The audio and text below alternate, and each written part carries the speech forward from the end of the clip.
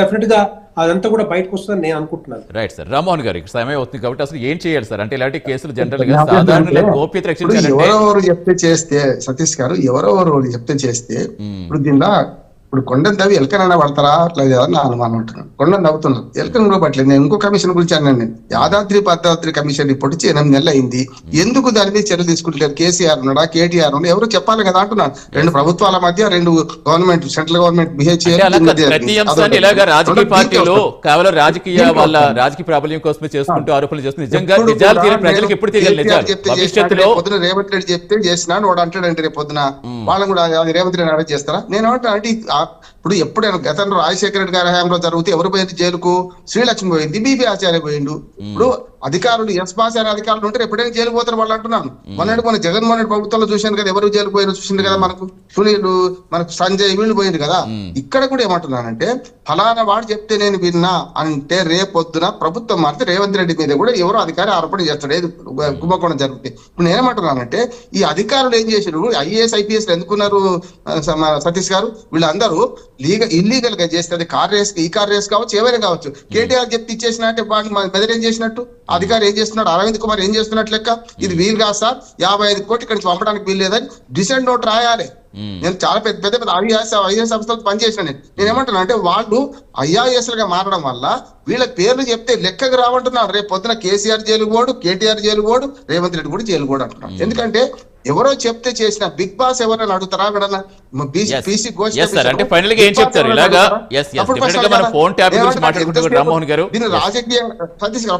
రాజకీయంగా దీన్ని మలుస్తారో అది వీక్ అవుతుంది. నువ్వని గారితో మాట్లాడుతూ ఏకీపిస్తాను. ఎందుకంటే యాజ్ అడ్వకేట్ గా క్రిమినల్ ఇప్పుడు మన సమాచార హక్కు చట్టం ప్రకారం కూడా వెల్లడించడానికి వీల్లేదు కరెక్ట్ ఇన్వెస్టిగేషన్ లో. కానీ ఇన్వెస్టిగేషన్ ఎన్ని రోజులు అని అడుగుతున్నాను నేను. ఇప్పుడు సిట్టు ఒక్క ఎఫ్ఐఆర్ దాఖలు చేయనంత వరకు చూడండి, ఈ కార్ రేస్ లో కూడా ఇంకా ఎఫ్ఐఆర్ దాఖలు కాలే, కేవలం పర్మిషన్ తీసుకున్నారు. ఇప్పుడు ఇది సిట్ లో అది కూడా ఈ కార్ రేస్ కూడా అంతే, మన పర్మిషన్ తీసుకొని ఇప్పుడు గవర్నర్ పర్మిషన్ కేటీఆర్ కు విచారణ జరపడానికి ఏంటి కేసులో పెట్టడానికి అదే ఒక్క అవినీతి నిరోధక చట్టాలే ఉంది, మిగతా చట్టాలు లేదు. ఎమ్మెల్యే దొంగతనం చేసి పారిపోతున్నా అనుకోండి, పట్టుకుంటారు, తర్వాత స్పీకర్ కు రిపోర్ట్ చేస్తారు, అంతే తప్ప అధికారులు అనుకోండి రెడీ హ్యాండ్ గా పట్టుకుంటే అయ్యా పై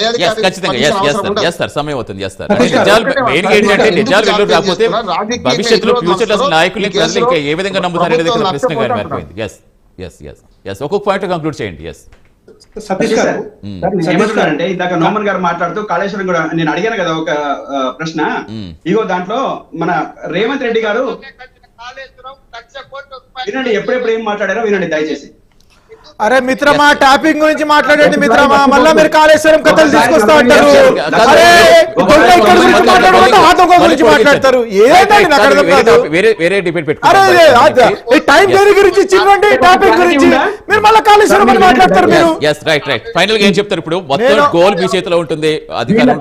నేను ఒకటే విషయం చెప్తున్నాను సార్, ప్రజలకి నిజాలు తెలియాలంటే ఇప్పుడు నేను 100% గౌతమ్ గారు, ఒక నిమిషం అండి, లెట్ మీ కంక్లూడ్.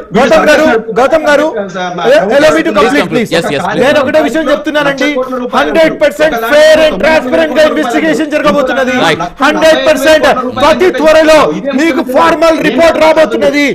రిపోర్ట్ వచ్చిన తర్వాత చట్ట రీత్యా ఏ రావు దీంట్లో ఇన్వాల్వ్ అయినాడో ప్రతి ఒక్కరిని మేము 100% శిక్షించడానికి కోర్టుల ముందు వీళ్ళని హాజరుపరుస్తాము. నేను ఒకటే విషయం చెప్తున్నాను, బీజేపీ ప్రజలకు తెలియాలని కోరుకుందాం.